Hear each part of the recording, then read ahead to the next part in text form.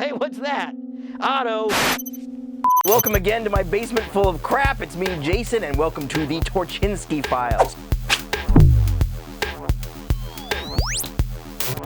Today, I want to talk to you about two pieces of old garbage that I found here in my basement. The first piece of old garbage is this. And for those of you not intimately familiar with this manner of garbage, this is the pedal assembly from my old Beetle back when it was still what's known as an automatic stick shift, which is kind of the subject of what I want to talk about today. It's a very strange kind of transmission that Volkswagen used from 1968 up until about 1978, 79, somewhere in there, and it's a really weird transmission. And the second piece of old trash I'd like to show you is me, this old piece of trash, because I actually drove a car with this, and it's getting actually pretty hard to find anyone who has real experience driving one of these things around. So I just want you to know that wherever you're going to hear about the automatic stick shift system isn't just coming from the web or some book, it's from me, because I lived it.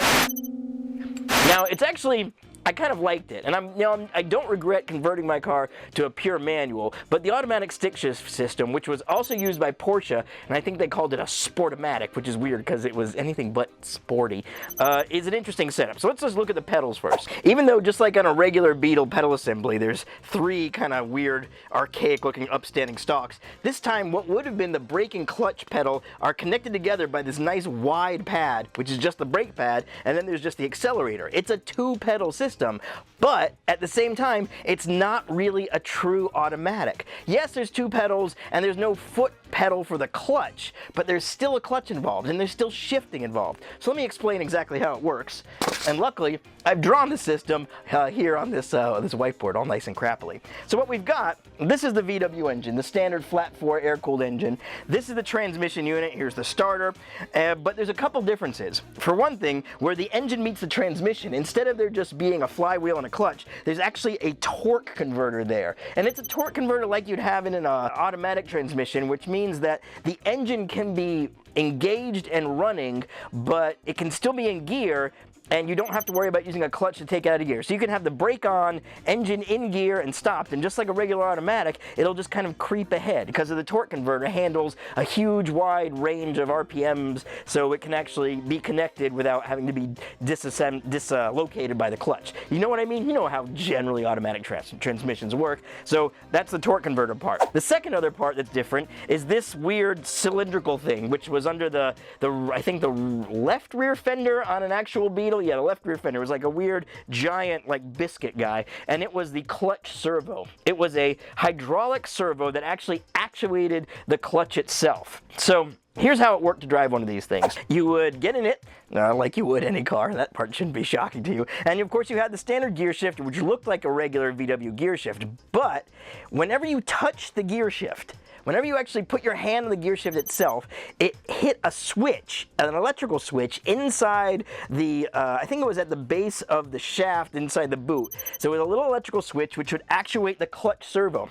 So you touch the gear shift, and then the clutch servo would actuate, and the clutch would go in. It'd be like your foot pushing the clutch in. You'd then move the gear shift to whatever gear you wanted, and then let go, and when you let go, the switch would disengage, the clutch servo would let out, and it would be like the clutch letting off. So you would shift, and the clutch was basically pushed in and out when you actually touch the gear shift. It sounds kind of crazy, but it actually works pretty well. The one thing you had to get used to, though, is you couldn't rest your hand on the gear shift, because if you put your hand on it, you'd hear like this ka-chunk, and then you'd be just coasting because the clutch was basically in until you let go, and then it would ka-chunk, and it would be out, and you'd be back in gear. It was a pretty clever way to do it. And the torque converter meant that it didn't actually need a first gear. So the gears were basically the same as the regular VW 4-speed gearbox. They just got rid of first gear, and in place of first gear, we had the torque converter. So the way you drive it, there was actually 3 gear ranges they would tell you. There was low, which was roughly where second would be on a manual. Third was, they called it 1, and then fourth they called 2. And in the manual, the way they said to drive it basically was put it in first gear, which was really third gear, and then just drive normally till you got to about like 45, 50 miles an hour, and then you put it in second, which was fourth, and then you would be using that for highway speeds. So they were saying for around town use, you'd keep it in first, so it'd be like driving around town in third, which included taking off in third, which is kind of the worst part about the semi-automatic transmission they had here, which was that it was kind of a dog. The Beetle already wasn't known for having a huge amount of horsepower on tap, and then by the time you worked in the torque converter and starting off in third and everything like that, it kind of became a dog. When I drove mine, I would always start off in low, which was second, because at least that gave you a little more oomph off the line. And it was an interesting half measure that Volkswagen decided to do instead of going to a full automatic, which probably would have been even more complexity and sucked even more horsepower out of the engine. I know the full automatic they used in the Type 3s was a real dog, so it's kind of good maybe that they didn't go that route. The automatic stick shift is also interesting for me because my dad, who grew up in the, I guess he learned to drive probably in like the late 40s, early 50s, somewhere in there. For somehow, he never learned how to drive stick. He always drove automatic cars. So he actually owned a 68 Beetle. That was one of the first cars I remember as a kid, and it was one of these automatic stick shift ones. It had this kind of badge in the back with the stick shift script, and I always kind of really liked it.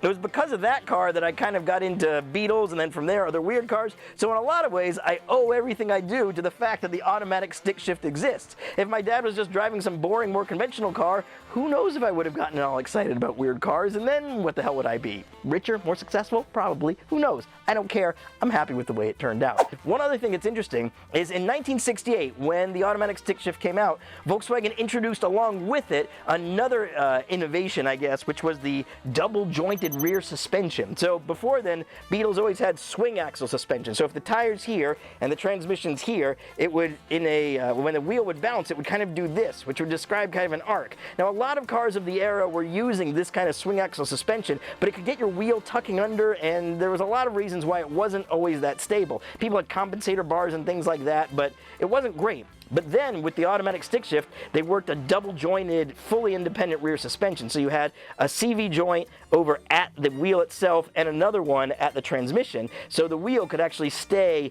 the right attitude. It could stay vertical no matter how all the drive shaft was bouncing around and moving. And then after 68, they eventually put that on all the Beetles, which improved the handling incredibly. It was a big deal, and it made things a lot safer for that car. So it was actually, the automatic stick shift, even though there weren't that many that were really sold, there were some. The take rate wasn't huge, but it was substantial.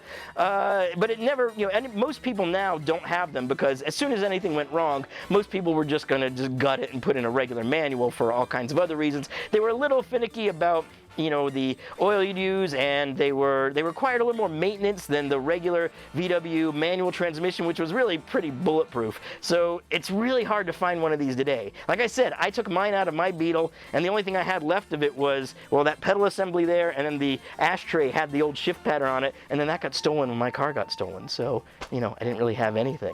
All right, thanks so much, everybody. I appreciate your coming out, and if you want to see any more of the show, the Torchinsky Files, you know where to find me.